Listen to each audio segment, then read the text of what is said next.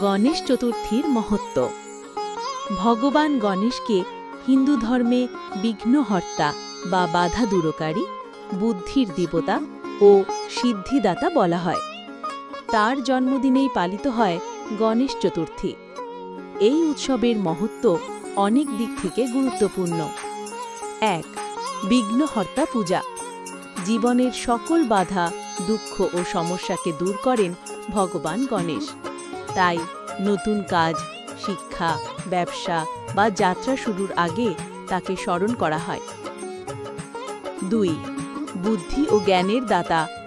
শিক্ষার্থী ও বিদ্বানরা বিশেষভাবে এই দিনে ভগবান গণেশের আশীর্বাদ প্রার্থনা করেন যাতে তাদের জ্ঞান ও বুদ্ধি বৃদ্ধি পায়। ৩. ভক্তি ও ঐক্যের প্রতীক। সমাজে ভক্তি, ভালোবাসা ও ভ্রাতৃত্বের বার্তা ছড়িয়ে দেয়। মহারাষ্ট্র সহ ভারতের বিভিন্ন প্রান্তে সবাই মিলেমিশে এই উৎসব পালন করে। ৪. আধ্যাত্মিক শিক্ষা। ভগবান গণেশের বিশাল কান থেকে শেখা যায় মনোযোগ দিয়ে শোনা, আর ছোট চোখ থেকে শেখা যায় কেন্দ্রবিন্দুতে থাকা। গণেশের সুরের থেকে শিক্ষা। ১. হাতির মাথা। হাতির মতো বড় মাথা আমাদের শেখায় বড় করে ভাবতে হবে, ইতিবাচক চিন্তা করতে হবে। ২. বড় কান। বেশি শোনো, কম বলো। অর্থাৎ অন্যের কথা ধৈর্য নিয়ে শুনলে জ্ঞান ও অভিজ্ঞতা বাড়ে। ৩. ছোট চোখ। মনোযোগী হতে শেখায়। জীবনের লক্ষ্য ঠিক করে সেই দিকে একাগ্র চিত্তে এগোতে হবে। ৪. ছোট মুখ। অল্প কথা বলো, কিন্তু জ্ঞানগর্ভ কথা বলো। অর্থহীন কথা নয়, মধুর ও সত্য কথা বলাই শ্রেষ্ঠ। ৫. বড় পেট। সহনশীলতা ও গ্রহণ করার ক্ষমতা শেখায়। সুখ দুঃখ, ভালো মন্দ সবকিছুকেই শান্ত মনে ধারণ করতে হবে। ৬. এক দাঁত বা একদন্ত। শেখায় জীবনে অপূর্ণতা সত্ত্বেও সফল হওয়া যায়।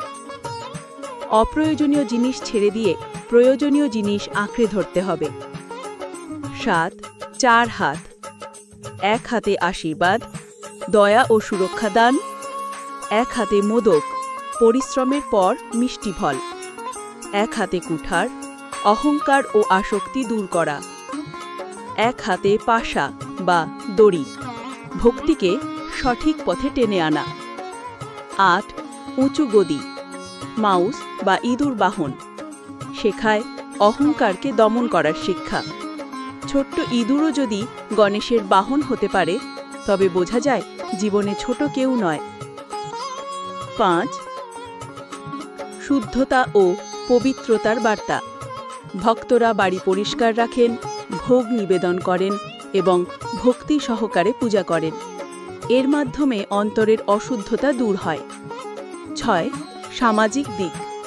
এই উৎসব মানুষের মধ্যে সহযোগিতা, সাংস্কৃতিক চেতনা ও একতার অনুভূতি জাগায়। তিরকোণ চিহ্ন।